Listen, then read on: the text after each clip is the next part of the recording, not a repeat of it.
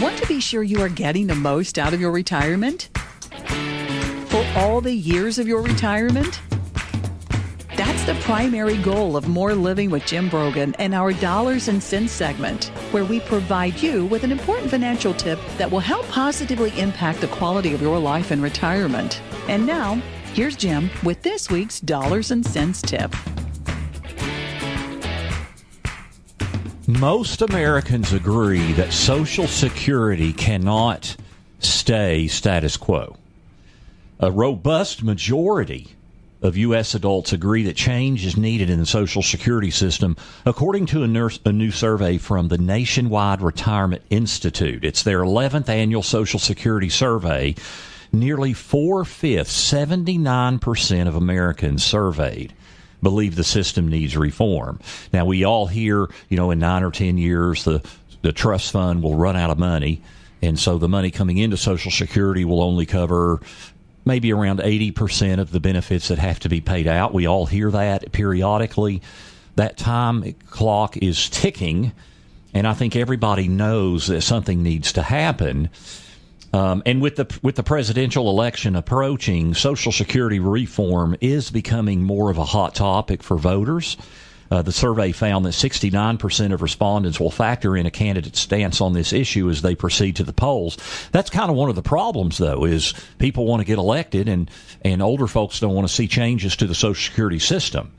Now, among the proposed changes gaining the biggest traction, one is raising the minimum eligibility age from 62 to 64, and the other one is raising the full retirement age from 67 to 69. Ultimately, either of those, and especially raising the full retirement age, will effectively be a reduction in future benefits. So how should you be planning for the future of Social Security? I think some of that depends on your age. I think if you're over 60, it's likely not going to be significant changes to Social Security. There might be changes to how your benefits are taxed. I think that probably will happen. But as you get down under 60 and you get to younger folks, under the 50 especially, I think change is inevitable.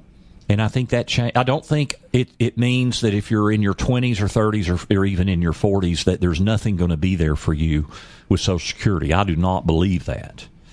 Raising the full retirement age alone will help solve a lot of the Social Security issue. I do think what you've got to do is understand that benefits in the future, especially for those under 50, are probably going to be less than they are today, even if all they do is raise the full retirement age. I think through Americans' heightened anxiety, it's more important than ever for you to have a retirement plan that hedges against the possibility of receiving less in benefits than expected. And I think that's the message here. Not that it's not going to be there for you, because I think it will. But I do think it's going to evolve and change. It'll mean you'll have to be older to get an equivalent benefit. People are living longer and longer lives. When they set these Social Security ages initially, it was set in the early 80s. People weren't living nearly as long in the early 80s as they are now. I mean, it's 40 years later. People are living longer. So there probably needs to be some change.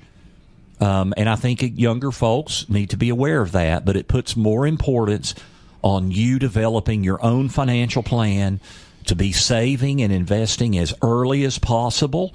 That we've talked many times about the power of compound interest over time and the importance of starting early. If you didn't start early, don't worry, just get started. And as Andrew Henderson has been talking about easing into fitness, ease into saving and investing. Make sure you're putting in what your employer will match on a 401k or other company plan. Make sure you save up an emergency fund and create a written plan. Know how much you're spending so that you know how much you can save. It's going to be more and more important moving forward with the disappearance of pension plans and with potential changes to Social Security way down the line, for you to create your own plan and depend on yourself more and more for financial security. That's our Dollars and Cents segment for this week. You can find this week's Dollars and Cents segment and others by visiting BroganFinancial.com.